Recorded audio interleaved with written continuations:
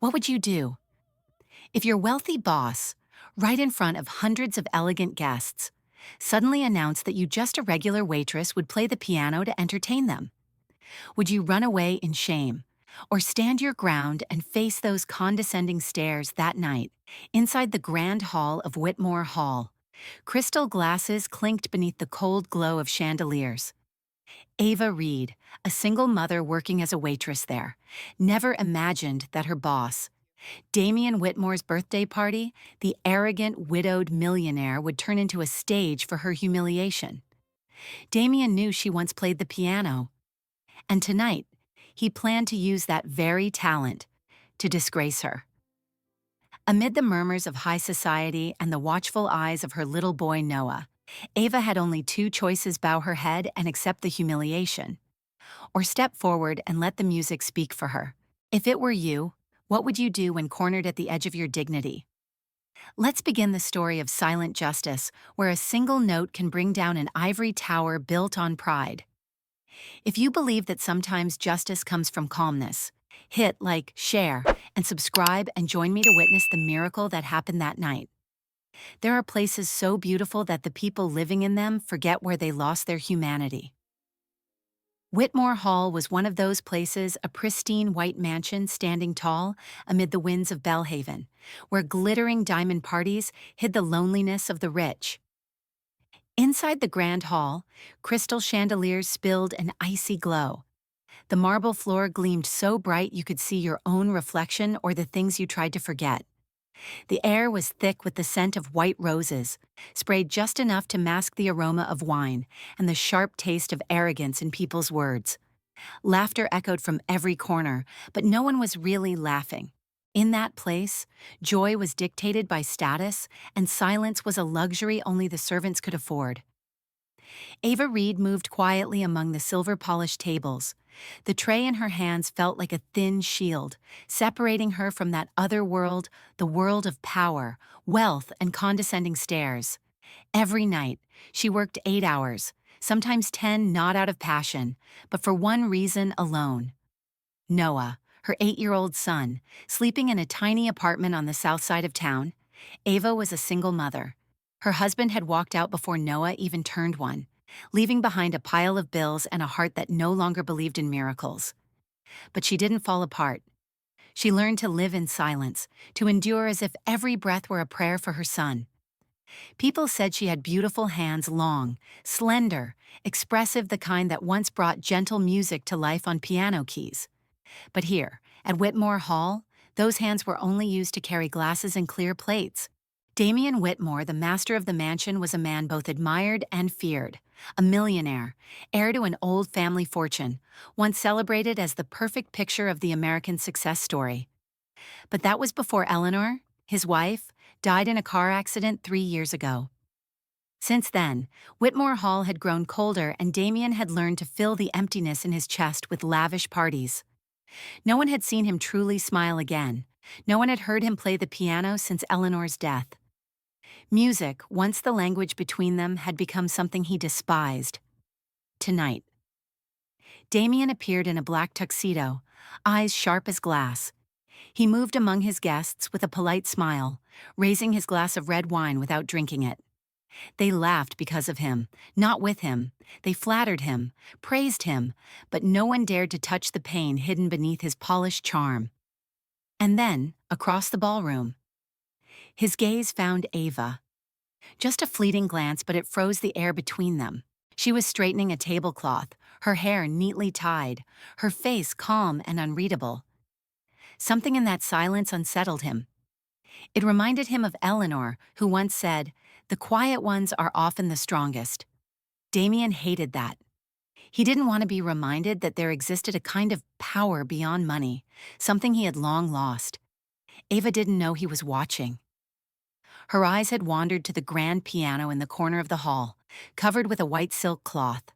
It was Eleanor Whitmore's piano, once the source of soft winter melodies, now just a monument to the past. Ava paused for a moment. She didn't touch it, just looked. In her eyes, there was a flicker of light like a wanderer in the desert catching sight of water. Damian saw it all. He stepped closer, his cold voice slicing through the air behind her. "That piano isn't for staff? Miss Reed." She startled, stepped back, bowed slightly up. "I'm sorry, I was just curious, I know." His tone stayed calm, but there was something more than reproach in his eyes, maybe pain, maybe disdain.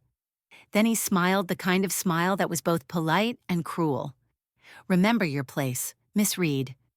Here, music isn't for dreaming, it's for entertainment." He turned and walked away, leaving Ava standing alone in the vast, empty space. His footsteps echoed on the marble floor, blending into the laughter of the wealthy, a sound she had never understood. She lowered her head and went back to work, though her hands trembled slightly, not from fear but from hurt. His words reopened an old wound the day she gave up music, forced to choose between passion and putting food on the table. At Whitmore Hall, she knew her place better than anyone. But that night, a tiny seed was planted inside her. A part of her, the part that once played Chopin and Beethoven, was beginning to wake.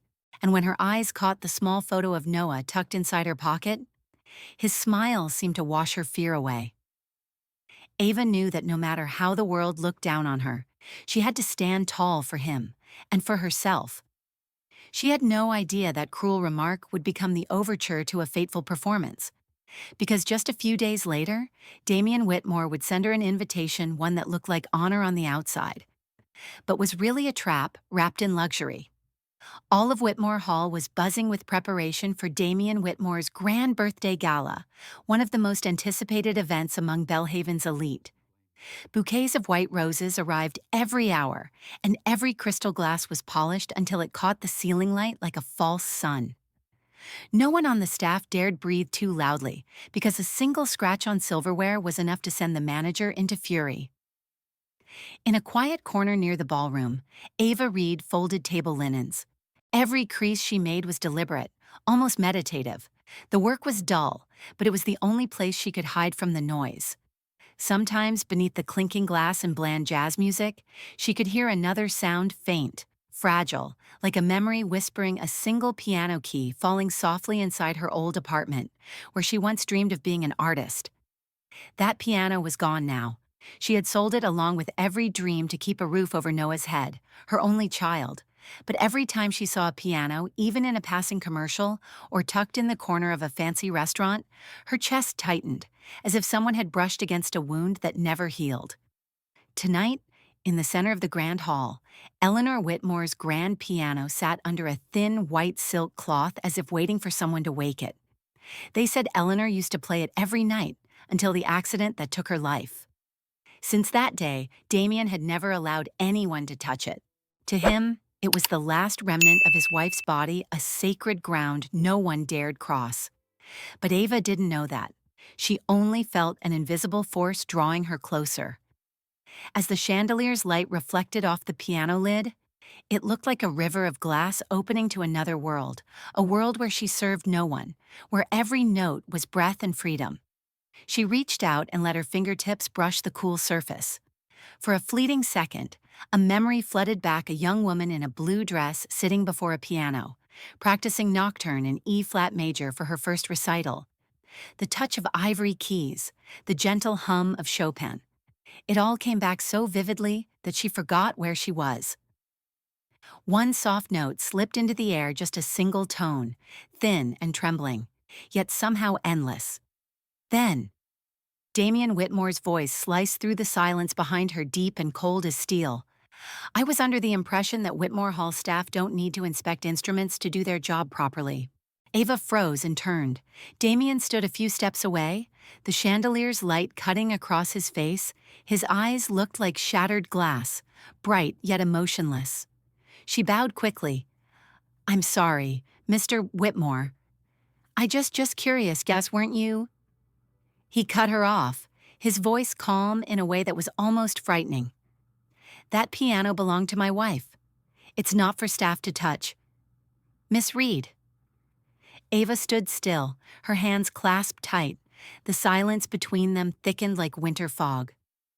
The other servants glanced her way, then looked away just as quickly. At Whitmore Hall, everyone knew when the master spoke. No one interfered. Damien studied her for a long moment, as if measuring the depth of her fear, then gave a small, hollow smile. I understand. Artists often struggle to see the line between the stage and real life, but I do hope you still remember where you are. His tone was gentle, yet each word fell like a shard of ice. He didn't need to yell, nor did he need cruel words. It was his calmness that hurt most of all. Ava said nothing. She simply bowed her head, stepping back carefully, one hand still on the edge of the table to steady herself. When Damien turned away, she realized she had been holding her breath.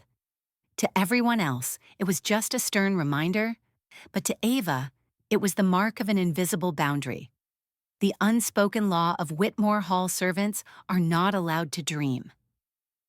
She stood there long after he had gone. The sounds of the ballroom seemed to fade away. The piano remained where it was silent and solemn, like a witness. She felt small, like a speck of dust floating in the room of the powerful. And yet, within that quiet humiliation, something else stirred. A part of her, the part that once loved music so fiercely it hurt, began to move again. Not rebellion, but longing. A longing so deep it ached. As she left the hall, she passed by a tall mirror. It reflected a weary woman in a white uniform, tired face, sad eyes. But behind the glass, she saw another reflection, a younger version of herself, standing on a small stage, playing Beethoven's Sonata No. 14, and for once, the silence of the audience came not from fear, but from awe. She wanted to be that woman again, but had no idea how. That night, back home, Ava said nothing to Noah about what happened. She simply watched him sleep, her fingers tapping rhythmically on the armrest as if playing a song only she could hear. She smiled faintly, and in her heart rose a quiet promise. Someday I won't have to bow my head anymore. Across town, inside Whitmore Hall, Damien poured himself another glass of wine. He stared at the piano through the window, his eyes darkening. Eleanor's image flickered before him, her brown hair, her gentle smile, her graceful hands dancing over the keys. She once said, "When someone dares to touch music, it means they still believe in beauty." The memory made him angry. Angry that a stranger, a waitress, had made him remember that his heart once knew how to feel. He slammed the glass onto the table. The sound echoed through the empty room. Outside, the Belhaven wind swept through the long corridors, carrying the scent of roses, Eleanor's favorite. Damien closed his eyes. A drop of red wine slipped over his hand, hot, like blood. Neither of them knew that this brief encounter had already sparked a fire, one that would burn through every boundary between them. Because just a few days later, Damien Whitmore would invite Ava Reed to his birthday gala, an invitation so sweet it looked like an honor. Yet it was the very trap that would awaken silent justice. The morning after the fitting event, Whitmore Hall was unusually quiet. Autumn sunlight slid through the tall glass panels, casting cold streaks of light across the marble floor. Ava Reed came in earlier than usual, hoping to avoid Damien Whitmore's gaze. After being caught near Eleanor's piano, she had become more cautious, almost blending herself into the mansion's shadows. But silence doesn't always mean safety. Midway through her shift, the manager approached, holding a thick white envelope stamped with Whitmore Hall's embossed seal in the corner. His tone carried an edge of confusion. "Miss Reed, Mr. Whitmore asked me to hand this to you personally." Ava hesitated. An envelope from Damien Whitmore was never a small matter. She opened it. Inside was a cream-colored invitation card, trimmed in gold. "Whitmore Hall cordially invites Miss Ava Reed and her son, Noah Reed, to the 42nd birthday celebration of Mr. Damien Whitmore." The letters were elegant, formal, and as cold as an unspoken contract. Ava stood there, stunned. Why would a man like Damien invite her, a waitress, to one of Belhaven's most exclusive social events inside her? Two feelings warred fear and suspicion. She knew one thing for certain at Whitmore Hall. Nothing Mr. Whitmore did was ever random. That evening, she brought the invitation home. Noah's eyes lit up the moment he saw it. "Mom, we get to meet Mr. Whitmore. I heard he has a huge library and an aquarium as big as a park." Ava smiled faintly, but there was no joy in her heart. She knew Damien was fully aware she had a son, and this invitation wasn't a gesture of kindness. It was a thread thin, invisible, binding her tighter to his power. A man who could erase her job with a single phone call. All night, Ava thought about it. She wanted to decline, but she knew too well refusing her employer's invitation would be like signing her own dismissal. The older staff had warned her before. When Mr. Whitmore invites you, it's never just to attend. He wants to see how you react. What did Damien want from her? A test of loyalty, a clever punishment for daring to touch Eleanor's piano, or simply another game for his entertainment? She didn't know. Only that she had no real choice. The next morning asked when she passed Damien in the corridor. He merely nodded, his tone calm and unreadable. "I hope you and Noah will attend. There'll be a place for both of you. Short, polite, no threats, no demands yet." The authority in his voice made refusal impossible. Ava returned the nod not in agreement, but because no was not an option. That night, after Noah fell asleep, Ava sat by the window. The moonlight caught her tired face. She turned the invitation over and over in her hands. On the table lay a small notebook, pages filled with scribbled expenses, tuition, rent, groceries. She knew one thing: if she lost her job at Whitmore Hall, everything would collapse. But money wasn't what truly haunted her. It was the fear that Damien was drawing her into a performance, one where he was the director. And she, the expendable supporting act. If it were Eleanor, what would she have done? Ava wondered. She had heard from old staff that Eleanor Whitmore was kind. She used to talk with employees, even teach some how to play the piano. They said she believed that music could erase class divides. And now, in the same house, Damien was using that very piano to build walls between those with power and those who served it. Ava gave a soft, bitter laugh. The world really was a broken symphony where the conductor no longer heard the melody. When the day of the party came, the Belhaven sky was a cruel, icy blue. The wind blew through the iron gates, carrying the scent of white roses and the distant hum of a cello tuning. Ava wore the simplest dress she owned, while Noah, in his light blue shirt, clung shyly behind her. As they stepped through the gates of Whitmore Hall, the doorman paused for a second before giving a stiff smile, the kind of smile people wear when they see something that doesn't belong. Ava recognized that look. She knew she didn't belong here. At the top of the grand staircase stood Damien Whitmore, greeting guests with his polished charm. When he spotted Ava, he raised his glass slightly, a subtle gesture, accompanied by a flicker of triumph in his eyes. No one else noticed, but Ava did. She understood perfectly this was his arena, and she had just stepped onto his chessboard. Inside, the ballroom sparkled with golden light, the air filled with graceful music, yet Ava felt cold. Each of her steps on the marble floor sounded like the ticking of a countdown clock. Noah squeezed her hand and whispered, wide-eyed, "Mom, why is everyone staring at us?" Ava leaned down, her voice steady, calm. "Because it's sweetheart. They're not used to seeing real people behind their masks."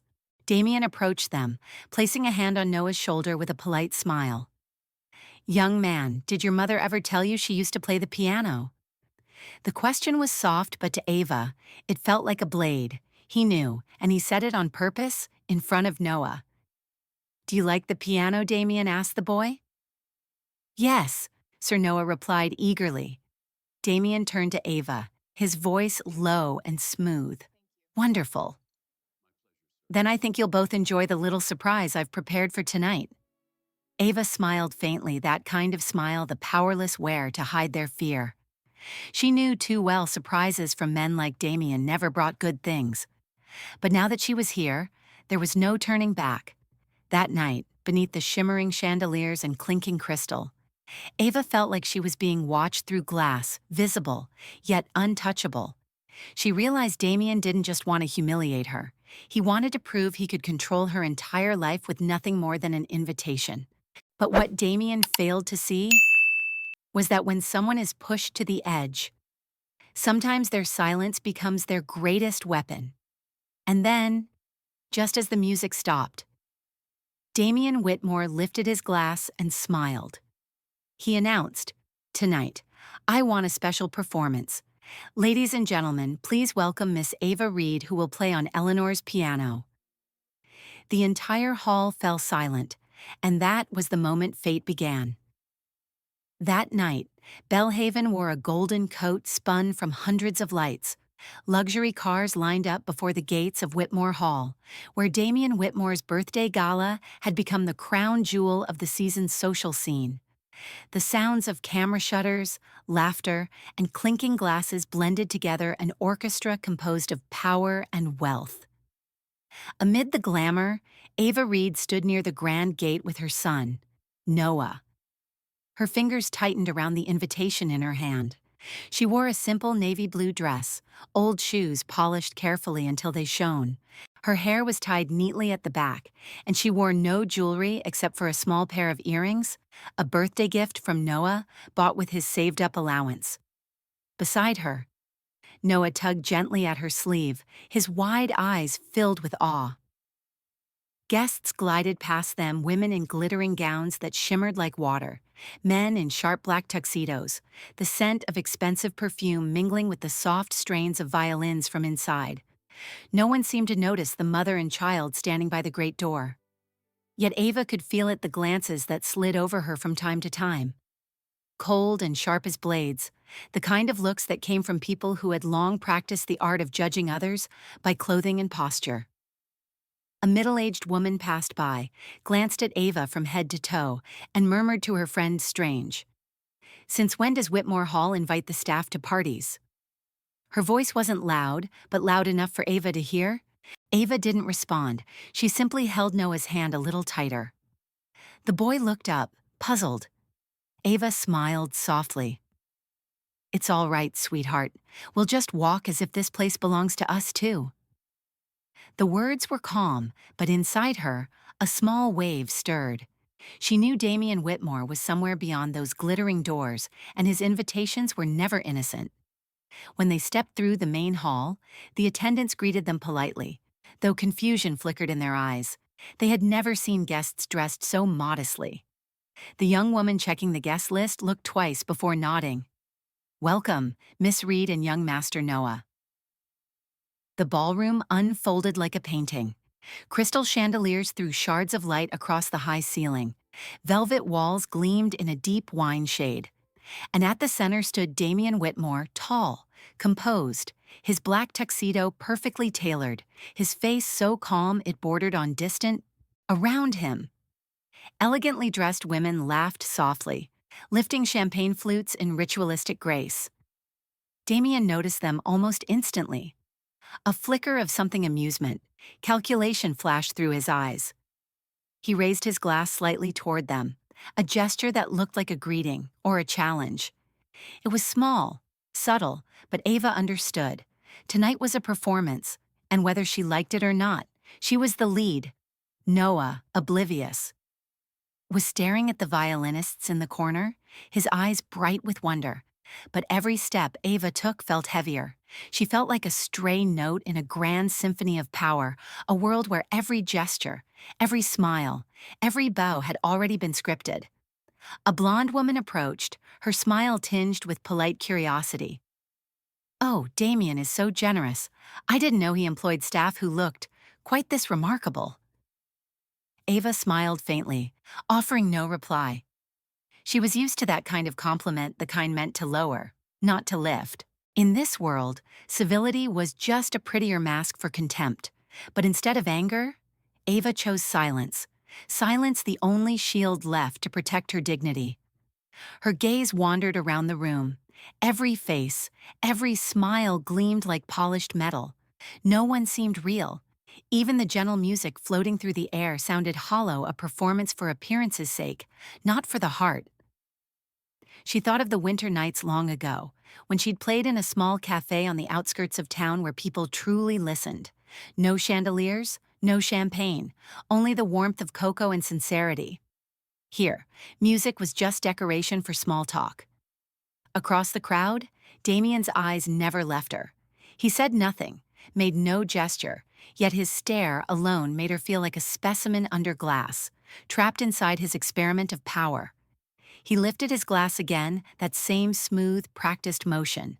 But this time, it felt like he was saying, I brought you here. Now let's see how you survive in my world. Ava didn't look away. She met his gaze calm, steady.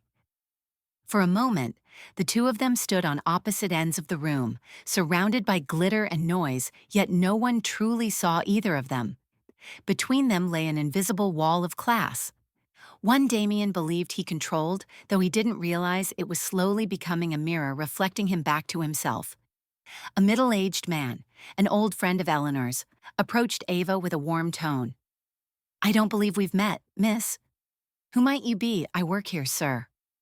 Ava answered quietly. Ah, I see. He gave an awkward smile and excused himself as if he had just stepped into forbidden territory. Noah watched him walk away. Confused. They don't like us, do they? Mom Ava knelt slightly, brushing her hand through his hair. No, sweetheart. They just haven't learned how to see with their hearts yet. Her words were simple, but Damien, who stood close enough to hear, froze for a moment. Something flickered across his face, a trace of emotion, gone as quickly as it came. Because once, long ago, Eleanor had said something just like that, but Damien didn't allow himself to feel. He set his glass down, adjusted his cufflinks, and turned to the manager. Prepare the surprise. No one understood what he meant, but in his eyes, something closed cold and final. No one in that glittering hall could have known that this very moment marked the beginning of something irreversible. In this dazzling world, where the light was so bright it blurred the edges of humanity. Ava Reed, the woman who supposedly didn't belong, was about to prove that silence could echo louder than any symphony. As Damien raised his hand, the music stopped. The room fell still. Every light gathered toward one point, the grand piano at the center of the hall, and amidst the murmurs of the crowd, Damien's voice rang out. Ladies and gentlemen, tonight we have a special guest. Miss Ava Reed will perform a piece in memory of Eleanor. The room held its breath, and Ava, who never wished to stand out now, found herself at the center of a cruel game of power. The violin stopped abruptly, as if cut short by an invisible hand. The final notes trembled in the air before dissolving into the golden glow of Whitmore Hall. Heads turned toward the center of the ballroom, where Damien Whitmore stood upon a small platform, the wine in his glass glinting under the chandelier light. His voice carried smoothly warm, steady, and laced with the quiet mockery of a man accustomed to being heard. Ladies and gentlemen, thank you for joining me tonight. But before we raise our glasses once more, I have something special to share, a little surprise. Soft laughter rippled through the crowd. At gatherings of Belhaven's elite, surprise usually meant spectacle and elegant performance handpicked to make the host more memorable. No one in that grand room imagined that tonight's special feature would involve one of the servants. Damien lowered his glass, his gaze cutting across the hall toward the back where Ava Reed stood with her son, Noah. Allow me to introduce, he said clearly. Miss Ava Reed, some of you may recognize her as one of our serving staff here at Whitmore Hall. But tonight, she isn't just an employee, she's an artist. A wave of murmurs swept through the room, a few eyebrows lifted, a few lips curled in faint amusement. From where she stood, Ava felt the air grow heavy, the light seemed to sharpen, focusing squarely on her. Damien continued, his tone polite but each word sharpened like ice. She once mentioned she could play the piano. And I thought what better place for her to share that talent than on Eleanor's piano. The room froze. Every eye turned toward the grand piano at the center of the hall, the sacred relic of a woman long gone, a boundary no one had dared cross. Ava stood motionless, one heartbeat, then another. She understood immediately. This wasn't an invitation. It was a sentence wrapped in courtesy and coated with humiliation. If she refused, she'd be branded ungrateful, defiant against her benefactor. If she agreed, she'd become the night's entertainment paraded before the wealthy, stripped of dignity, compared, judged, and wounded. She could feel Damien's gaze on her, not cruel, but coldly controlling. He wanted to see what she would do, how a poor woman, bound by survival, would react when pushed into the very heart of his power. A man from the crowd chuckled softly. "Well, this is intriguing. A waitress with a hidden talent. Damien, you do have an eye for discovering the unexpected." Another laugh followed, low, indulgent, cutting. The sound made Noah grip his mother's hand tighter, worry clouding his little face. He looked up at her and whispered, "Mom, if you don't want to, we can go home." Ava looked down at him. In his eyes was pure trust, the kind of innocent light strong enough to steady her in the storm. She took a deep breath, then smiled. It wasn't the smile of submission, but of quiet resolve. "It would be my honor," Ava said softly, her voice steady. "If Mr. Whitmore wishes it, I will play." The room stilled. Damien raised an eyebrow, surprised she accepted so easily. For a moment, his smile faltered. Then he regained his composure, raising his glass once again. "Wonderful. Whitmore Hall shall once more be filled with music, something it's been deprived of for far too long." All eyes turned to Ava, some curious, some waiting for her to fail. In those stares was a cocktail of disdain, pity, and intrigue, the look of spectators, not souls capable of empathy. Ava began to walk through the hall. Her shoes tapped softly against the marble, each step in rhythm with her heartbeat. No music played now, only the hushed breath of the crowd and the quiet hum of authority tightening around her. When she reached the piano, she rested her hand on its glossy black lid. A fine layer of dust covered the keys, as if even time itself had been too afraid to touch it. She inhaled deeply, then lifted the lid. The wooden hinge creaked a faint sound, yet sharp enough to make a few guests flinch. She sat down, adjusted her posture. From the corner, Noah watched her, small, still, wide-eyed. Damien stood nearby, his expression unreadable, cold. To him, this was a demonstration proof that in his world, even art could be bent to serve control. But what Damien had forgotten was that some things could never be controlled, not money, not fear, and certainly not the way music chooses its messenger. Ava placed her hands gently on the keys. The room was silent, so silent one could almost hear the pulse of 100 beating hearts. She closed her eyes for a moment, remembering nights long ago when it was just her, an old piano, and melodies that made the world softer. Her hands trembled not from fear but from emotion. The ballroom held its breath. Even Damien did. He didn't know what he wanted to witness: her collapse, or the awakening of something he himself had buried. Every gaze fixed on her, the woman forced into the spotlight. Yet somehow, in this moment of silence, she commanded the entire room. No one noticed the shift, but it happened subtle, powerful. The vast, glittering hall seemed to shrink, drawn inward by her calm. The silence that filled it wasn't born of curiosity anymore, it was reverence. Ava opened her eyes, her fingers touched the keys, and the music began.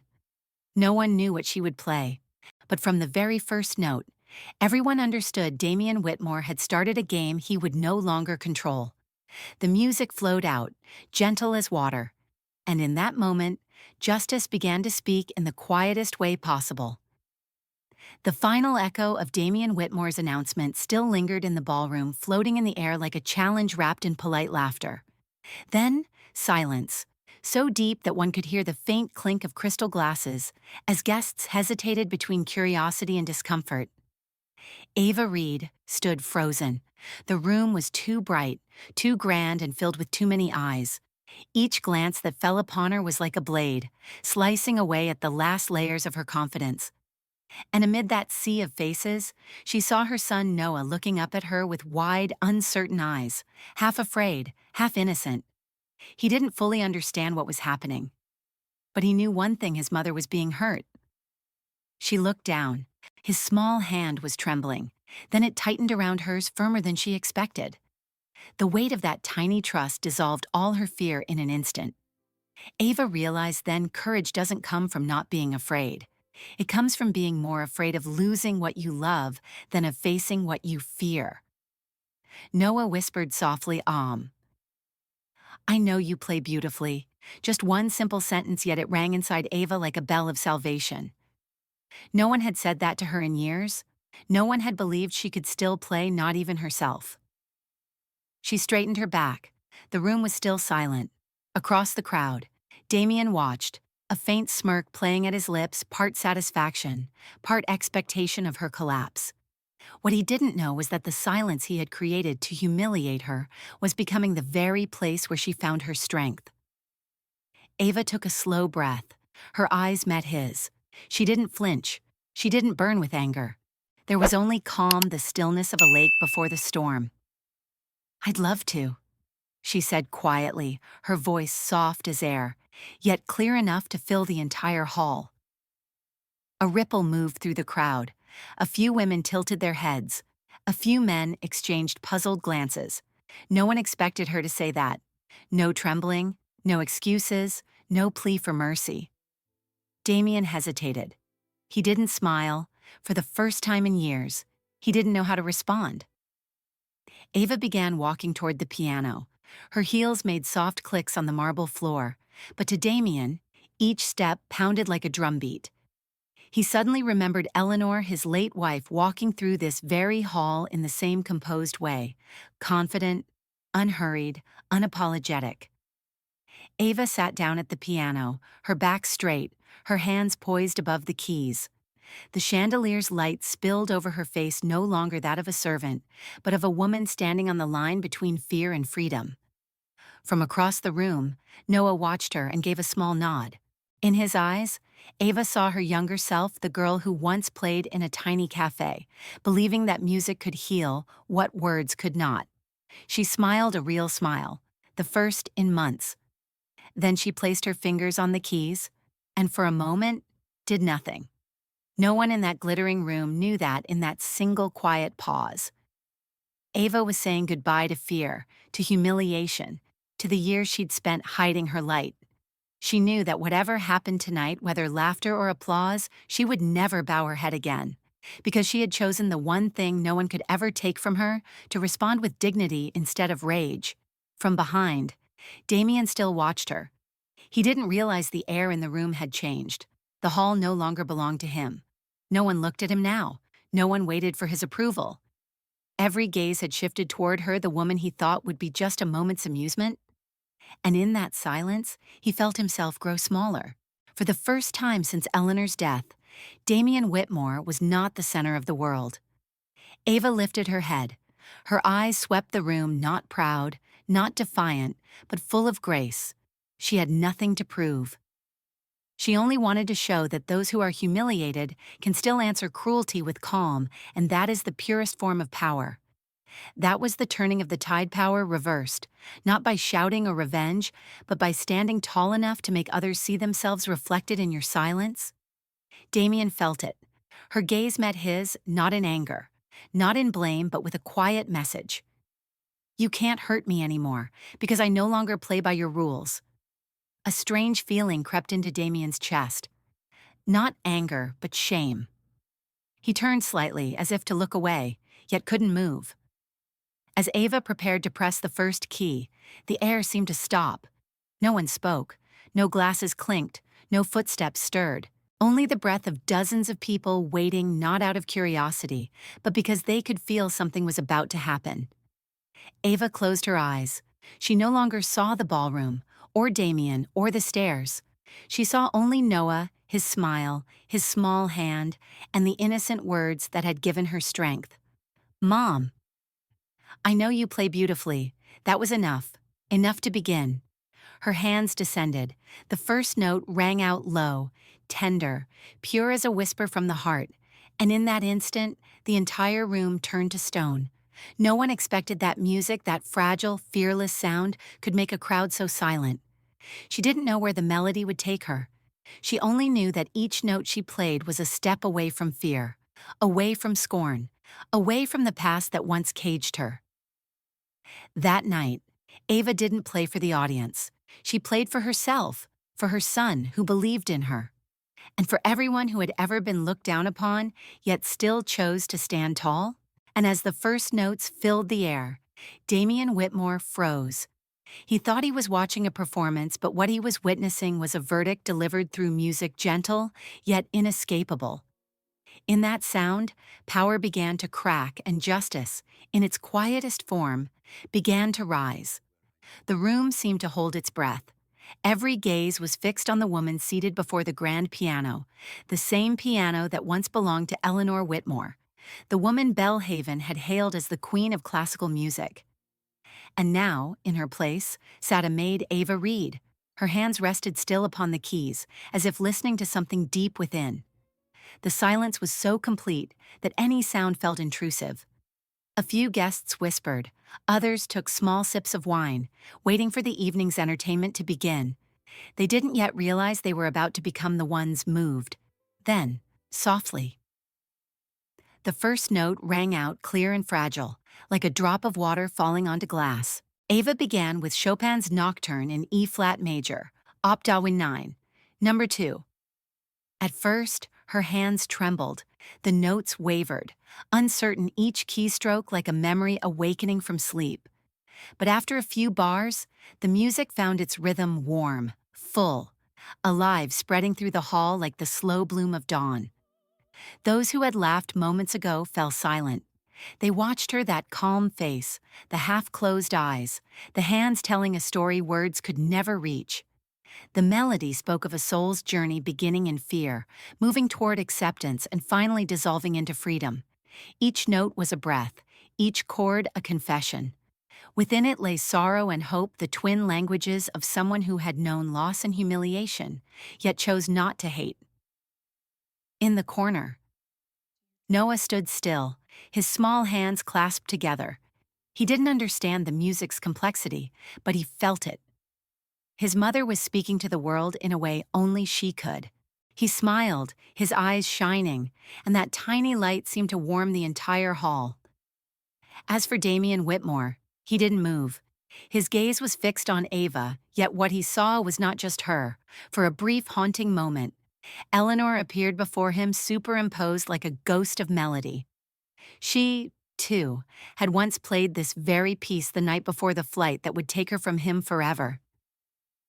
Damian remembered her words clearly. Music isn't for display, it's for finding yourself again. He had forgotten that truth long ago until now.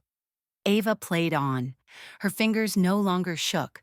The sound grew stronger, bolder, like a river breaking through ice. When the nocturne reached its peak, the notes surged with emotion. No one spoke. No one looked at their phone. No one smiled their polite, hollow smiles. The hall was filled with music, or perhaps with truth.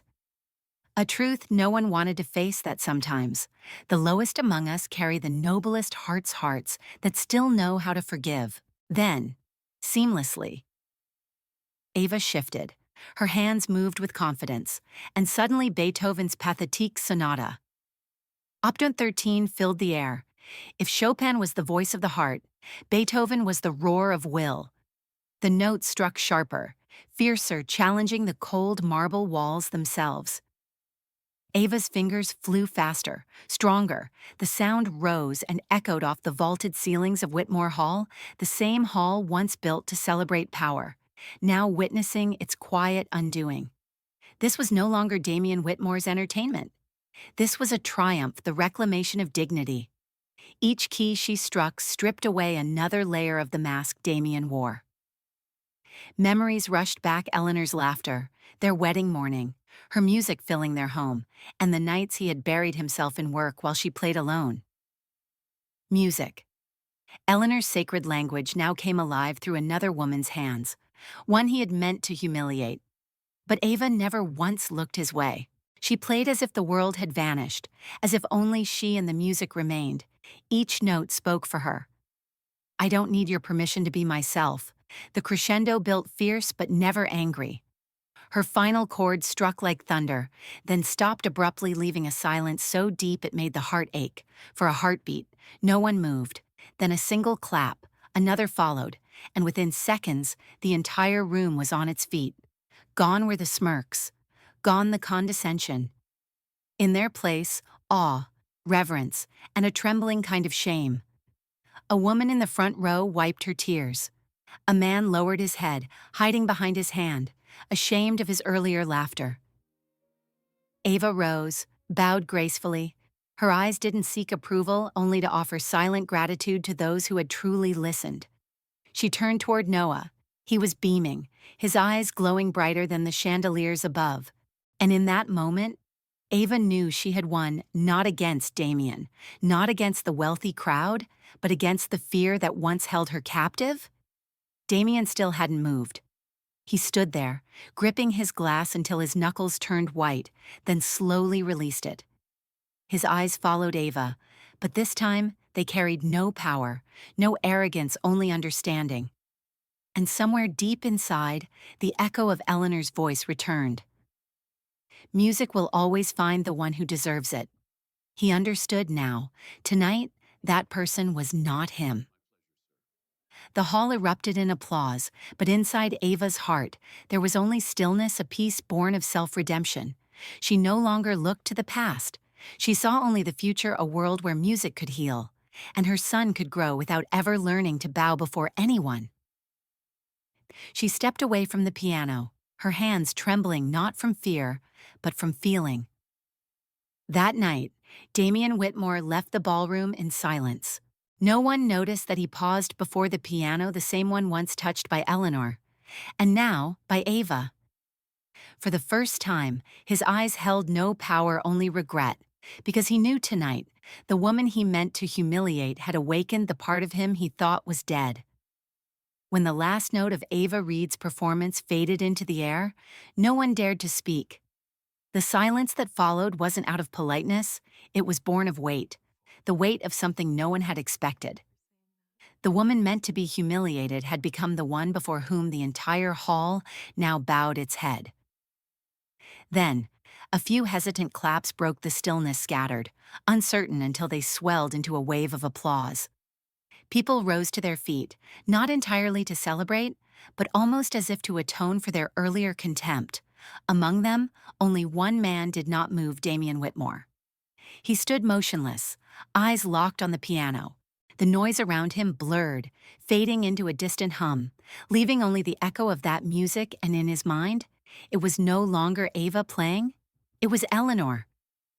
He saw her sitting there again in her pale silk dress, hands gliding gently over the keys, that soft morning sky smile on her lips. He heard her voice as clear as if she were beside him: Damien, the moment you stop listening to others with your heart, music will leave you. He hadn't understood until tonight. After Eleanor's death, he had forged his pain into armor, cold, glittering armor. He covered his emptiness with wealth and grandeur, as if money could numb memory. He hosted galas, built charities, opened concert halls, all in a desperate attempt to drown out the silence that filled his home. But tonight, with just a few notes from Ava's hands, that fragile facade shattered. Everything he had built to hide behind came crashing down. The room suddenly felt smaller. He couldn't breathe. It wasn't the humiliation that struck him, it was realization. He had used the very piano that once carried Eleanor's soul to degrade another woman. He had become the man he swore he'd never be, someone who stripped others of dignity just to feel powerful. No one noticed when Damien quietly set his glass down and walked away. His footsteps echoed across the marble floor, slow, heavy, steady, like the tolling of a clock, marking the final seconds of a proud man's reign. He passed through the long corridor, light spilling from the chandeliers above, casting his shadow along the wall. It trembled slightly, not the outline of a powerful figure anymore, but that of a man lost in his own house. He stopped by the garden, where Eleanor had once planted white roses.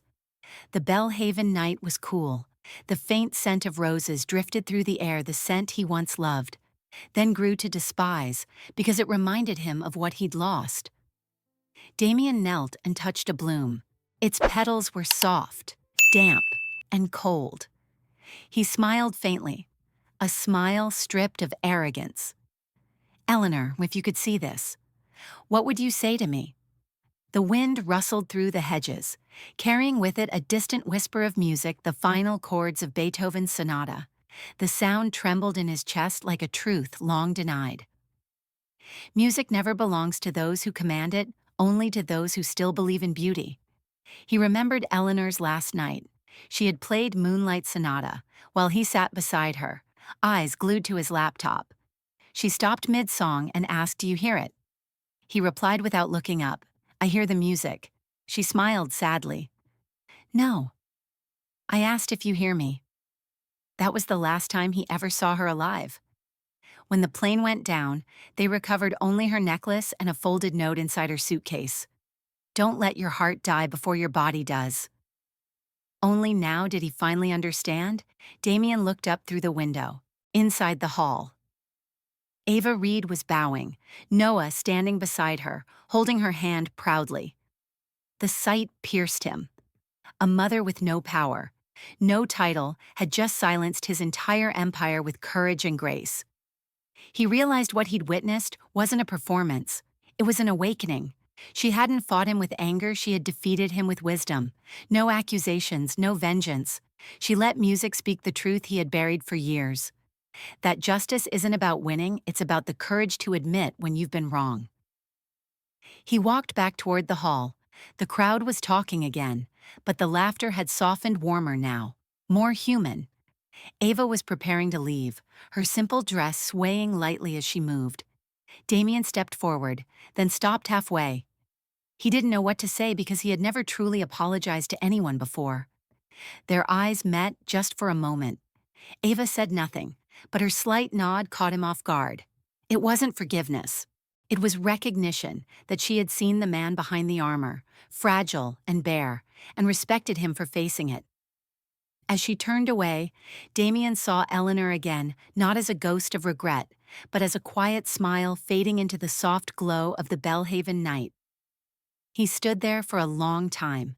Ava's melody still lingered in his ears, mingling with the wind. And for the first time in years, Damien Whitmore wept, not for loss but for sight. Because for the first time, he saw himself clearly and all that he had destroyed chasing power. The door to redemption had opened, he just didn't yet know how to step through it. But deep in his heart, one truth remained: I won't let that music die again. Not this time. The next morning, sunlight spilled through the tall windows of Whitmore Hall. Damien sat alone by the piano, his coffee untouched and cold. And no one could have guessed that he would be the one to speak first, in a small cafe, where he and Ava would meet again, and where justice would begin to speak softly, but unmistakably. As the applause finally faded, Whitmore Hall returned to its familiar splendor, but no one inside felt the same. Tonight, it wasn't just the piano that had been moved, it was the hearts of everyone who heard it. Ava Reed stood silently before the grand piano, her breath still rising and falling with the lingering rhythm of the sonata. She bowed gently, then stepped down among the guests who watched her in stunned quiet. Some wiped away tears. Others, the very faces that had looked down on her earlier, now avoided her eyes. An elderly woman reached out, took Ava's hand and whispered, "Thank you. I had forgotten that music could make people feel human again." Ava only smiled. She didn't say thank you, afraid her voice might break. All the emotions inside her, pride, relief, and the fading remnants of fear, swirled together in her chest until she no longer knew whether to laugh or cry. Then Noah ran up to her, his eyes sparkling with joy. "Mom, everyone was clapping for you." He said it with the pure excitement of someone who had just witnessed a miracle. Ava brushed a hand through his hair, her smile soft. "Not for me, sweetheart, for the music. And for what's right." As the two of them left the ballroom, whispers followed like a gentle tide. No one called her the waitress anymore. Now they spoke of the woman who played Chopin like she was singing, the girl who silenced all of Belhaven, or the one who brought back the spirit of Eleanor Whitmore. Yet amid all the praise, a strange quiet settled inside Ava. Something within her remained unfinished, a silence that even applause couldn't fill.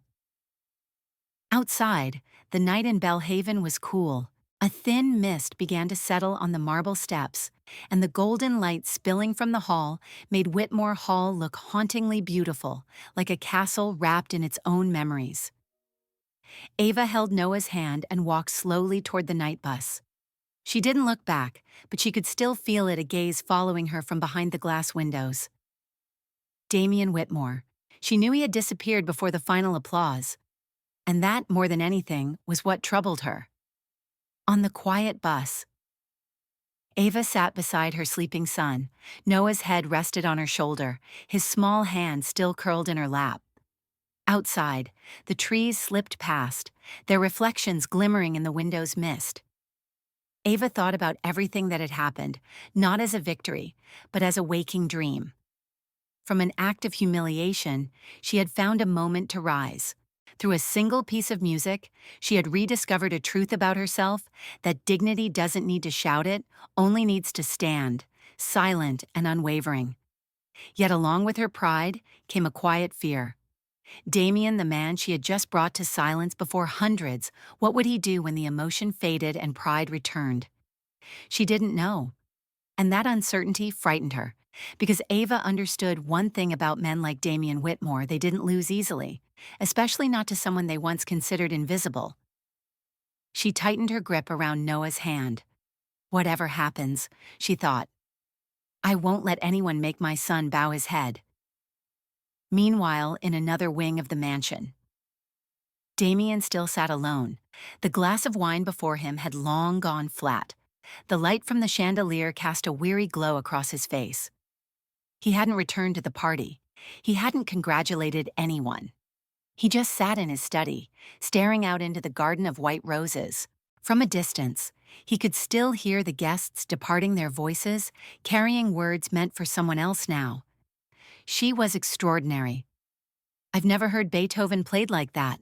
Perhaps Whitmore Hall should revive Eleanor's concert tradition. Once those words would have stung him, but now they only left him feeling lighter, emptier. Because deep down he knew they were right. Ava hadn't just reclaimed her own dignity, she had restored life to this house, a house that had stood silent since the night Eleanor died. Damien leaned back in his chair and closed his eyes. In the dark, the music from earlier still echoed, seeping into every corner of his heart. For the first time in years, he didn't try to shut it out. While Damien wrestled with emotions he didn't yet know how to name. Ava returned to her small apartment on the outskirts of Belhaven. Noah was still fast asleep, lips moving slightly, perhaps dreaming of the night's wonder. After tucking him into bed, Ava stood by the window, watching the quiet street below. She asked herself, could life really change because of one song tomorrow? When she returned to work, would she be fired or respected? And Damien Whitmore, the man who could destroy or redeem with a single decision, what choice would he make? The thought weighed heavy on her chest. But unlike before, she no longer trembled. Because now she knew whatever came next. She had done what was right. She hadn't let anger define her. She hadn't let humiliation turn her cruel. In the stillness, Ava smiled, a small, tired, peaceful smile. Outside her window, the first light of Belhaven's dawn began to rise, casting soft gold across her and her sleeping son. It felt like a promise, the quiet beginning of a new chapter. The next morning, an unexpected letter arrived at Ava's doorstep. It wasn't a warning, nor a thank you note, just a single handwritten page, the ink still fresh. Whitmore Hall needs someone to guard the soul of its music. If you agree, I'd like to start over, not as master and servant, but as two people who once lost the best parts of themselves. D. Whew. The morning in Belhaven was unusually calm that day. Sunlight filtered gently through the trees, scattering golden patches across the small wooden sign of Willow and Steam Cafe, the last place anyone would expect two lives to be changed forever. Ava Reed sat by the window, fingers interlaced, eyes resting on the cup of coffee still steaming before her. She had come because of the short, handwritten note that had arrived the night before, the soft yet resolute handwriting of Damien Whitmore. If you can forgive me enough to hear a few words, I'll be at Willow and Steam tomorrow morning. 9. Mm. She wasn't sure why she had come curiosity, politeness, or something nameless in between. Perhaps it was faith not in Damien, but in the feeling that after that night, something between them still remained unfinished. The bell over the door chimed softly. Ava looked up. Damien stepped inside, no longer the image of the untouchable millionaire. The tailored suit was gone, replaced by a simple gray coat. His face was still composed, but his eyes, they were different, tired, honest. He paused, looked around, then walked toward her. "I wasn't sure you'd come," he said quietly. Ava replied, her voice calm, neither cold nor warm. "I wasn't sure I should, but somehow here I am." For a moment, silence stretched between them. The hum of the espresso machine, the faint laughter from another table, it all became the background music for a conversation that had waited too long to begin. Damien lowered his gaze, hands clasped tightly together. "I have to admit something, Ava. That night, I meant it. I meant to humiliate you. I wanted to turn your humility into a spectacle. I thought that if I could make someone smaller feel pain, mine might hurt less." He paused, the words catching in his throat. "But when you started to play, I realized I had touched something sacred, something I had no right to touch. Your music." It carried Eleanor's voice. Her name hung in the air, and Ava went still. She knew of Eleanor from portraits in the hallways, from whispers in the corridors of Whitmore Hall. A woman of grace, gone too soon. Damien's voice softened. "She used to say that music was the only language that let people truly reach each other. After she died, I stopped listening. I built banquets and concerts, not to hear but to drown out the silence. And then you came along with trembling hands and that Chopin piece. I couldn't bear it. I saw Eleanor in you, and I was ashamed." The last words fell heavy, like a sigh that had waited years to escape. For a long moment, the cafe was silent. Ava looked at the man across from her, the same man who had once embodied everything she despised: arrogance, cruelty, indifference. But now, all she saw was a man stripped of armor, weary, broken, trying to find his way back. "I don't know what to say," Ava whispered. "I used to think I hated you. But that night, when I played, I wasn't thinking about you.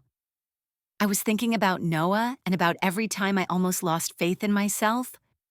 Her voice deepened, steadier now. "I didn't play to make you feel small. I played to remember that I still mattered, that I was still human." Damien lifted his eyes. In them, a light flickered, the faint glow of someone finally letting go of guilt. "And you did," he said softly. "Not just for yourself, for me too. You made me realize that power doesn't hide weakness, it exposes it. You made me want to become the man Eleanor once believed I could be." Silence again. Ava looked at him for a long time, then took a sip of her coffee. She didn't cry. She didn't smile. She simply nodded once. "Admitting you were wrong doesn't make you weaker, Damien. It makes you human again." A faint smile touched his lips, the first real one in years. Small, honest. "I suppose that's what Eleanor wanted me to remember all along." They sat together a while longer, no more words needed.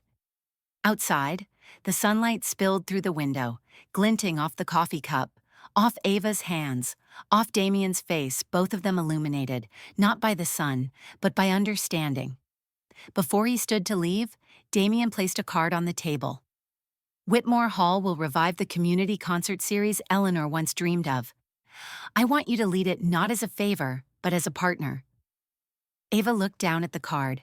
His name was embossed in gold, and beneath it, in simple type, the words, "Music for All." A new beginning, she smiled quietly. She didn't say yes. She didn't have to. Her small nod said everything. Forgiveness doesn't mean forgetting. It means letting go so that both can finally be free. When Damien left, Ava remained by the window. She watched the street outside, people hurrying past with coffee cups in hand, the ordinary rhythm of life continuing. But inside her, something had shifted. The resentment that once burned had softened, leaving space for something new: compassion. And perhaps that was the true miracle of music, not in the highs or the lows of its notes, but in the way it lets people hear each other again. From that morning on, Whitmore Hall began to change. It was no longer a monument to vanity, but a place where music rediscovered its soul.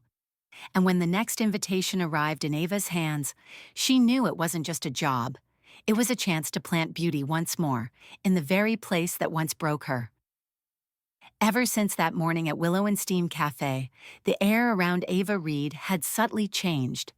Not because she had become famous, but because the silence within her had. She still worked at Whitmore Hall, still carried trays and polished glasses as before, but the way people looked at her was different now. No more whispers behind her back, no more frowns when she passed by, only silence, a kind of quiet respect that needed no words. And yet, beneath that stillness, Ava could feel it. Something was waiting. That afternoon, while she was lining up crystal glasses along the bar, the manager walked in and placed a small envelope on the counter. "Mr. Whitmore would like to see you. Concert hall, 6 o'clock. Ava looked up, her heartbeat quickened, though her expression remained calm. Not because she wasn't afraid, but because she had long since learned how to walk into rooms that could change her life forever. The Eleanor Hall concert room lay in the western wing of the estate, a place few had entered since the late Mrs. T. Whitmore's passing. Sunlight poured through the tall windows, and dust floated gently above the piano keys like strands of smoke. Damien Whitmore stood by the old grand piano, his hand resting on its lid, eyes fixed on the empty seats ahead. "I once promised Eleanor that this room would never be forgotten," he said, hearing Ava's footsteps approach. "But ironically, I was the one who let it die." Ava stood still, saying nothing. She didn't offer comfort, didn't interrupt. Sometimes, the silence of the once wounded is what forces another person to face their truth. Damien turned toward her, his voice low and deliberate. "Ava, I don't want to just apologize anymore. I want to make things right. I want to invite you to become the resident pianist of Whitmore Hall. Not as a server in the background, but as the one who brings its music to life." The air seemed to still. Ava's eyes widened, disbelief flickering in them. She knew this wasn't just a job offer, it was a test, a summons to rise above the past, a chance to redefine who she was. "Me?" she asked softly. "You know I haven't played professionally in 10 years, don't you? I know," Damien replied. "But you never really stopped playing. That night, you didn't need anyone's approval, and that's exactly why you deserve this." Ava looked toward the piano. The ivory keys glowed faintly in the setting sun, familiar yet distant, like a memory calling her back. In her mind, she saw Noah sitting in the crowd, his small hand gripping hers, his eyes full of pride, that look that once told her, "Mom, you're more than just a waitress. You make the world listen." But fear crept in, too, fear of failure, fear of whispers saying she'd been chosen out of pity, fear that when she sat at the piano again, her hands might tremble and no sound would come. She lowered her head, her fingers brushing lightly against the keys. A note rang out, soft, brief, fragile, and yet it made her heart quiver. She remembered that first night in Whitmore Hall, the night she'd been humiliated before a crowd, and now, the very place that once broke her was inviting her back, not to endure, but to lead. Damien stayed silent, as if sensing that persuasion would only cheapen the moment. Then he spoke again. Slow. Sincere. "I can't change the past, Ava. But if you'll allow it, I'd like the past to be the reason we start over the right way." Ava met his gaze. This wasn't the look of a man giving orders anymore. It was the look of someone offering trust. And maybe, she realized, what a wounded soul needs most isn't opportunity. It's the faith that they deserve one. She took a deep breath and said, quietly but firmly, "Yes, I'll do it." Damien nodded, a faint, genuine smile curving his lips. "Thank you, Ava. Not just for accepting, but for believing again." When she stepped out of the concert hall, Ava felt her steps lighter, though her heart was still heavy. She knew the road ahead would be hard. There would be long hours of practice, skeptical eyes, and the weight of her own memories. But this time, she wouldn't walk in fear. This time, she carried something far stronger, a fragile, unwavering belief that every scar, when faced long enough, could turn into light. On her way home, she stopped by Noah's school. When she told him she'd be performing at Whitmore Hall, his eyes lit up like sunrise. "Really, Mom? You're going to play for everyone?" Ava nodded, brushing his hair with her fingers. "Yes, but this time, not because someone told me to, because I want to." Noah grinned wide. "I knew it. You don't need anyone's permission to shine." "Mom." His words stopped her cold for a moment. "Sometimes," she thought, "it's the children who hold the mirror to our courage." That evening, as Bellhaven's lights flickered on, Ava sat by the window of her small apartment, the old electric keyboard before her. She opened a worn sheet of Chopin and let her fingers move slowly, deliberately, across the keys. The notes that rose were far from perfect, but they were warm alive. Outside, a soft wind drifted through the window, carrying the faint scent of roses, the same fragrance that had always lingered around Whitmore Hall. Ava closed her eyes and let the music carry her forward, as if life itself were turning a page to a new chapter, gentle, yet powerful. A few weeks later, Whitmore Hall came alive again, but this time, not with the laughter of the elite, but with the sound of tuning instruments, musicians rehearsing, and children running across the lawns. And among them, Ava walked onto the stage for the first time as an artist, not a servant. From that moment on, a true rebirth began for her, for Damien, and for Whitmore Hall itself. One crisp autumn morning, Whitmore Hall shone with light once again. But this time, the light wasn't cold or distant. No more blinding crystal chandeliers. No more forced laughter from the elite. Instead, there was the quiet scrape of mops on marble floors, the gentle tuning of instruments, and the soft footsteps of staff preparing for a very different kind of event. The first concert since Eleanor's passing. At the center of the hall, Ava Reed stood beside Eleanor's grand piano, her hands gently adjusting the lid. She no longer wore her server's uniform, but a simple cream-colored dress. Her hair was pinned back neatly, her face composed as always, only now her eyes carried something new. No hesitation, only the focused presence of someone who knew exactly why she was there. Damien Whitmore entered quietly. He stopped at the far end of the hall, arms crossed, taking in the space.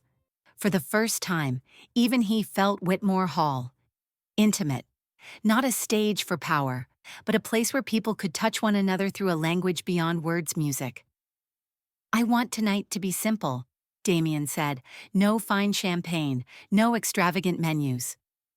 Just music, and a good reason." Ava looked up at him and smiled faintly. "What's the good reason, Mr. Whitmore?" "A fundraiser for Bellhaven's Children's Theater, the same place where Eleanor used to teach music to underprivileged kids." Ava paused, then nodded. She understood tonight wasn't just a performance. It was a redemption, not only for Damien, but for a system that had once let pride obscure humanity. As twilight descended, guests began arriving. No convoy of luxury cars, no paparazzi, only local residents, bakers, teachers, doctors, and a few longtime patrons of Whitmore Hall. They sat together, mixing freely, no divisions of class or status. An elderly woman placed a white rose on the piano. Ava recognized her immediately. Mrs. Ellison, Eleanor's neighbor from years past. She whispered softly, "She would be proud tonight, my dear." The sound made Ava shiver. For a fleeting moment, She felt Eleanor's presence there, smiling under the warm glow of the lamps, nodding quietly at her. The concert began. Ava opened with Chopin's Nocturne in E-flat major, the same piece she had played on the night of her humiliation. But now, every note carried no fear, only serenity. Each melody was a quiet absolution for the past. The audience fell silent not out of ritual, but from emotion.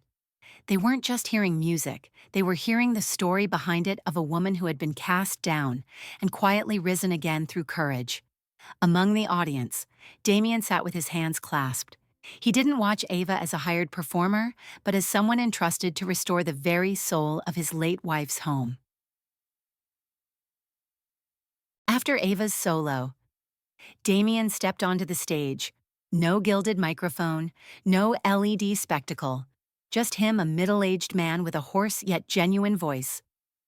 Whitmore Hall was once a place of extravagant parties, but from tonight onward, it will be a place of music, community, and compassion. These piano keys will become a bridge between hearts rich or poor. All deserve to hear, to feel, to dream. Applause followed, not deafening, but enough to sway the old velvet curtains. Ava looked at him, her gaze soft as a breeze. Perhaps the most beautiful redemption isn't in words, but in action. Tonight, Damien embodied that through music itself. When the concert ended, the guests departed quietly. No one spoke much, as if afraid to disturb the emotions they had just witnessed. At the donation table, the box was heavy, filled with small bills, sealed envelopes, even an old gold bracelet with a note tucked inside. For the children who deserve to hear music. Ava packed up the instruments. Damien approached. "You did wonderfully," he said. "They're calling you the soul of Whitmore Hall." "Ava." She smiled faintly. "I just played the piano. Mr. Whitmore. The soul has been here all along." Damien nodded. "Maybe. But without you, it would have stayed buried." From that night on, concerts at Whitmore Hall happened more frequently, but with a completely different spirit. No more ostentation, only sharing. A month later, they organized a fundraiser for the local health center. 2 months later, they established the Eleanor Whitmore Music Grant, supporting gifted children in Bellhaven. The townspeople began speaking of Whitmore Hall with pride, not for its grandeur, but for what it gave. Ava became the centerpiece of these concerts. But she never stood alone. Every performance carried the story of Eleanor, the woman who had awakened the keys, and Damien, the man who had learned to listen again. Under the golden lights, Noah sometimes ran around the hall, handing out flyers for music for the community. Like his mother, he didn't understand the full meaning of redemption or justice, but somehow, he was living it in its purest form. On the final night of the winter concert series, Ava performed a new piece, not Chopin, not Beethoven, a composition of her own, titled The Light Beyond Silence. Each note resonated soft, deep, and profound, telling a story without words. Damien sat in the front row, eyes closed. For the first time, he let tears fall without shame. Sometimes, justice doesn't come through judgment, and that night, justice played through music itself. When winter passed, Damien approached Ava with a new idea. He wanted more than just concerts. He wanted to help her reach a place where her talent could travel beyond the hall, where her music could touch the world. And once again, that proposal would change Ava's life forever. By the following spring, Whitmore Hall had transformed completely. No longer the isolated mansion on the hill where the wealthy flaunted their power, it had become a gathering place for music and compassion. And at the heart of that transformation stood Ava Reed, not because of her past, but because of her undeniable talent. One afternoon, after finishing her free music class for local children, Ava was invited into Damien Whitmore's office. Once that room had made her feel small and suffocated, now, sunlight spilled across the carpet, softening every shadow. Damien sat behind his desk, eyes gentle but resolute. In front of him lay a cream-colored envelope. "Ava," He began quietly, each word deliberate. I'd like you to have this. It's not a reward and not a debt. Think of it as a ticket. Ava frowned slightly, confused. A ticket to the Belhaven Conservatory of Music, Damien said. I've spoken with the director. They know you from your performances here at Whitmore Hall. I'll cover your full tuition if you're willing to study. Ava froze. The Belhaven Conservatory wasn't just a school, it was the sanctuary of music. Once, it had been her dream before life had turned down another road, before she'd traded piano keys for trays and late shifts to raise Noah. She held the envelope gently, afraid that if she loosened her grip, the dream would vanish like smoke. Mr. Whitmore. I don't even know what to say. I don't say anything. Damien interrupted, a faint smile on his lips. Just promise me you'll go, not to repay me, but to repay music, because music never abandoned you. Ava, even when the world did. And so, at 32, Ava Reed became a student again. The early days at the conservatory weren't easy. She sat among students barely half her age, quick-minded, confident, discussing Chopin's Liszt, Debussy in technical language she'd long forgotten. But what they didn't have was what Ava carried within her, a lifetime of truth. When she played, people felt it, the honesty behind every note. It wasn't about precision, it was about story. The story of a woman who once scrubbed tables in the same hall where she now performed. A short montage might have shown it all.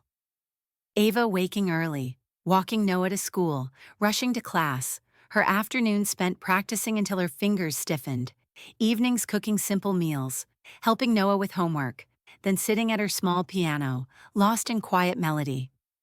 Some nights, exhaustion broke, her tears fell freely, but every morning she returned to the conservatory. Because every time her fingers touched the keys, she knew she was getting closer to the best version of herself. A year later, the name Ava Reed began appearing in local newspapers. Former Waitress returns to the stage, moves Belhaven to tears. She was invited to perform at community events across the region. No longer Ava, the single mother humiliated at Whitmore Hall, but Ava Reed, the pianist with the soul of resilience. One evening, after an outdoor recital, a middle-aged man approached her with a bouquet. I represent the Belhaven Philharmonic, he said. We'd like you to perform with us this fall. You have something that can't be taught. Perhaps it's what we call truth in music. Ava bowed her head, humbled, from a distance. Damien watched, smiling quietly. He didn't step forward to claim credit. He knew his role. He had only opened the door. She was the one who walked through it.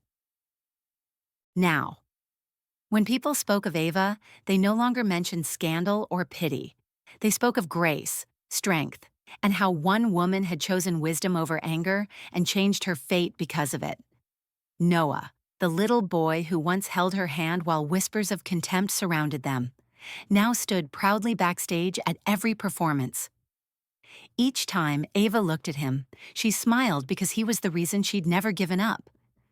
And one crisp autumn evening, as Ava finished Beethoven's Sonata Pathétique, the audience rose to their feet. Among them, Damien stood silently. No applause from him, just a look that said everything. True justice isn't about punishment. It's about giving someone the chance to shine as who they were meant to be. From the woman once humiliated at a banquet, Ava had become the one who gave meaning to such gatherings. From someone dismissed as ordinary, she became a voice for human dignity. And above all, she proved that true power lies not in domination, but in the courage to turn pain into beauty. But success was never meant to be the final note. As fame grew and invitations arrived from distant cities, Ava faced a new choice between a rising career and the quiet home she had built with her son. This time, the answer would not come from her piano, but from her heart. Ava Reed's success didn't arrive like a flash of lightning, brilliant then gone. It spread slowly, like dawn light creeping through the old windows of Belhaven, after nights of radiant performances. She always returned to her small apartment, where Noah's laughter remained the most beautiful sound of all. One morning, as Ava poured coffee, Noah walked up clutching her old music notebook. His voice trembled a little, but his eyes were shining. "Mom, I want to learn the piano. But not just because of you. I want to understand why. When you play, everyone goes quiet and then cries." Ava froze, her hands suspended midair. That single sentence pulled her back 20 years to the young girl she once was, touching a piano key for the first time and feeling the whole world unfold before her. "Music isn't meant to make people cry, sweetheart," she said softly while kneeling down. "It's meant to make them feel, to remind them their hearts are still alive." Noah nodded, his face unusually serious for his age. He placed the notebook on the table and opened it to the first page. There, faded but clear, was the line Ava had written in her student days. "Music is how the soul breathes when words fall short." From that day on, their small apartment filled with imperfect sounds, wrong notes, laughter, and the patient sighs of a mother teaching her child. But within that clumsy music, there was something genuine, a rhythm of connection. Each evening, after her classes and performances, Ava sat beside Noah, guiding his fingers, teaching him to listen. She didn't use strict textbooks, she taught through stories.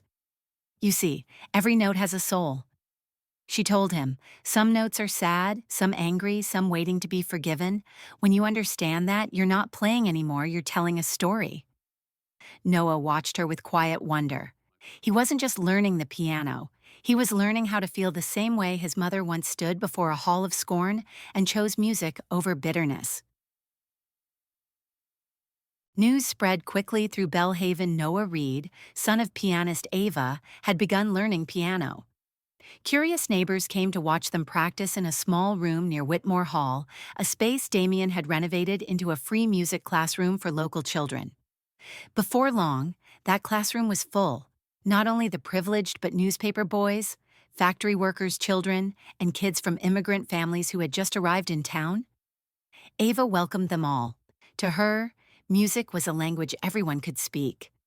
"In this room," she often said before class, "there's no rich or poor. There are only those who listen and those brave enough to play."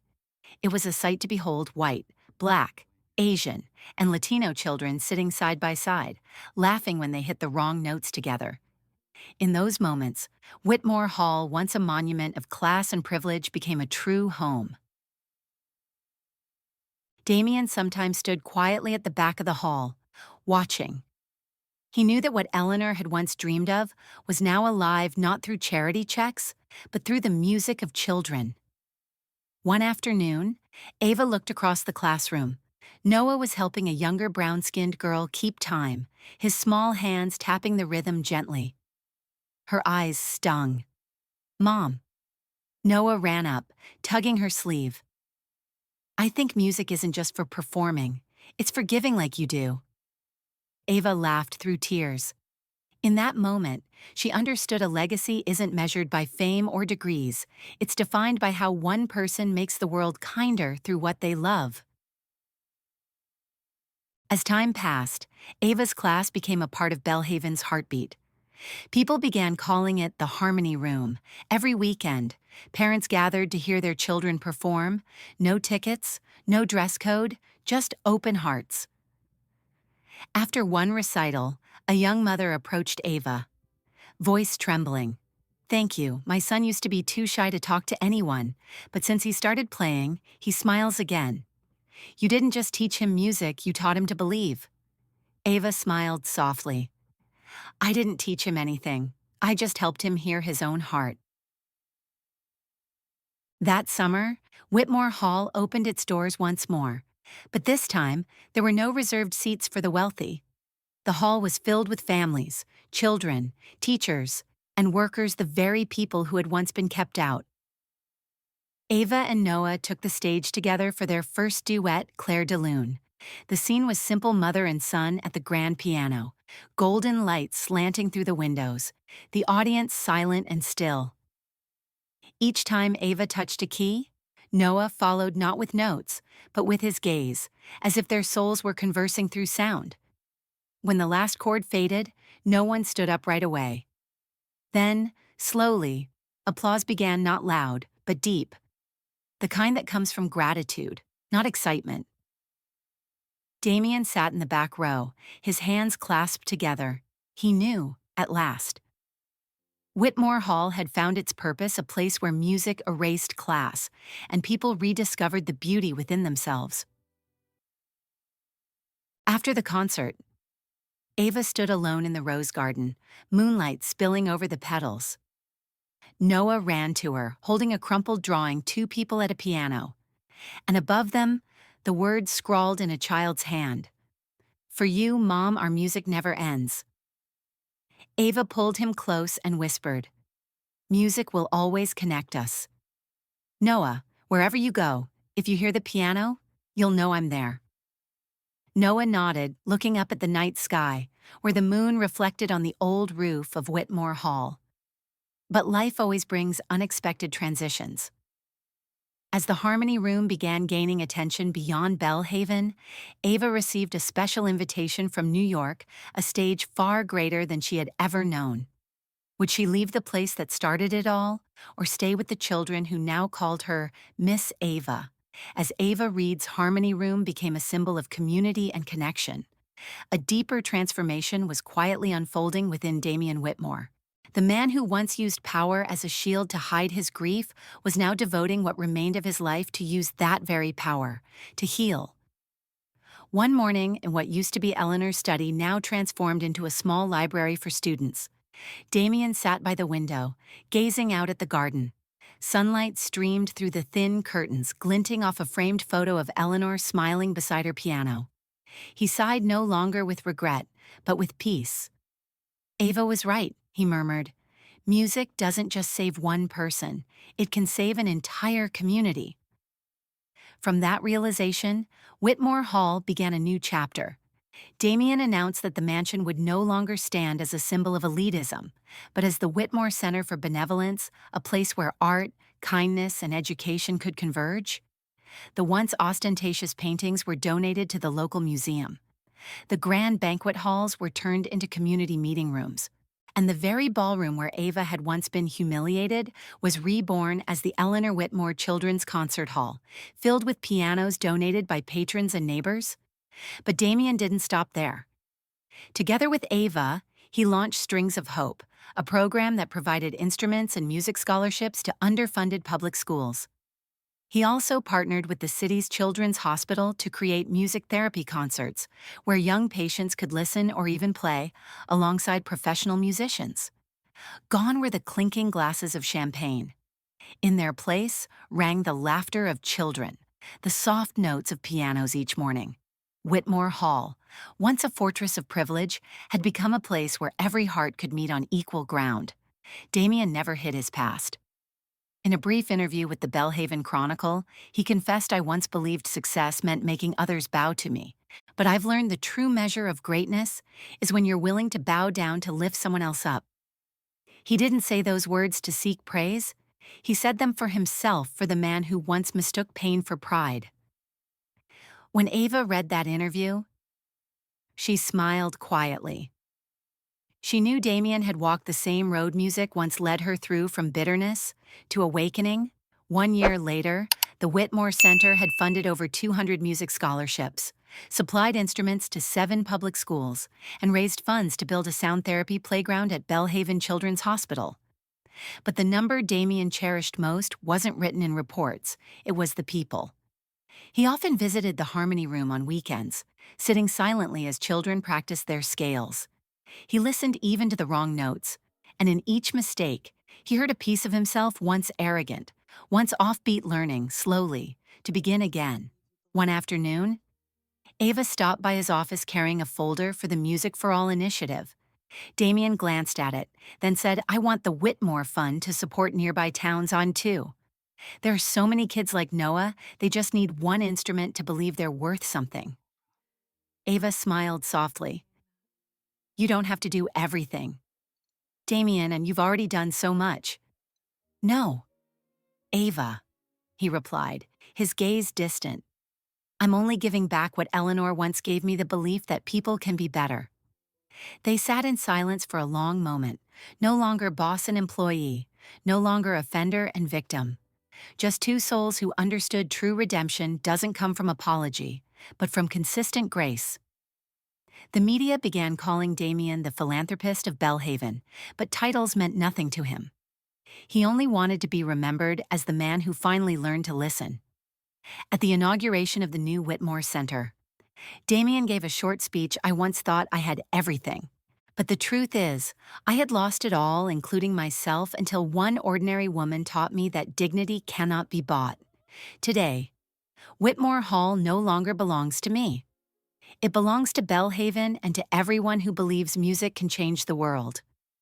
From the front row, Ava sat holding Noah's hand. The boy whispered softly, "Mom, he really changed, didn't he?"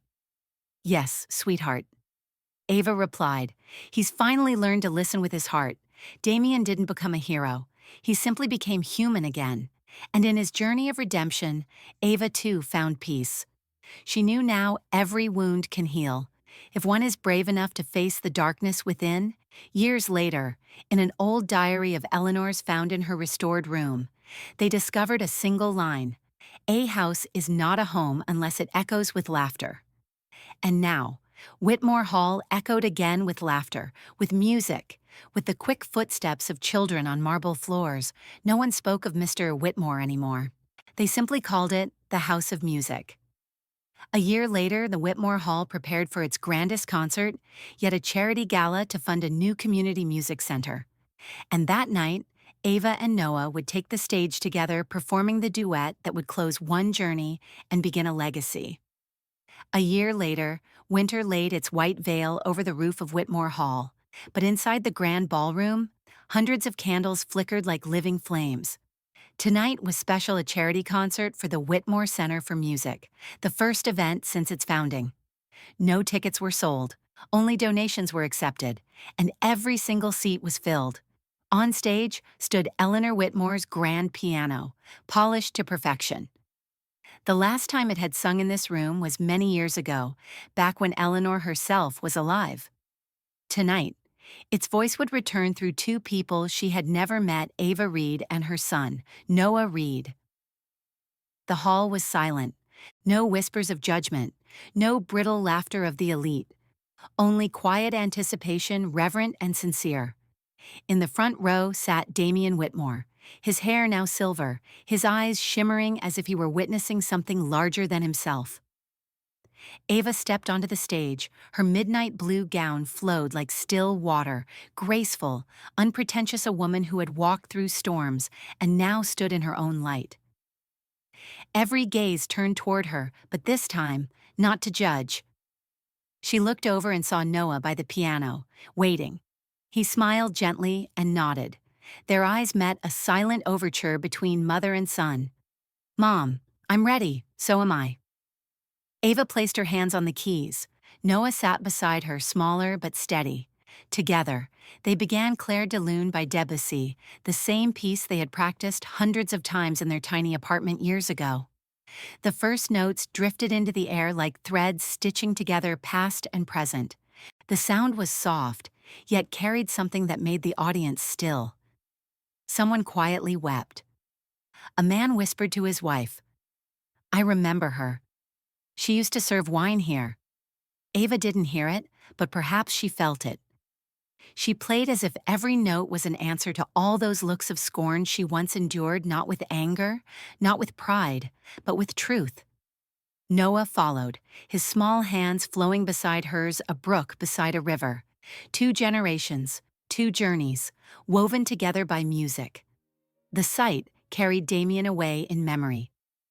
He saw Eleanor, seated at that very piano so many years ago, her laughter echoing in the same room.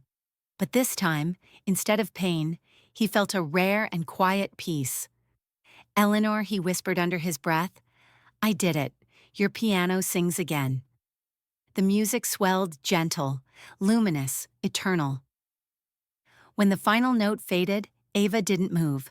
She let the echo hang in the air, letting it find its own ending. Then she and Noah stood and bowed together. And then something extraordinary happened.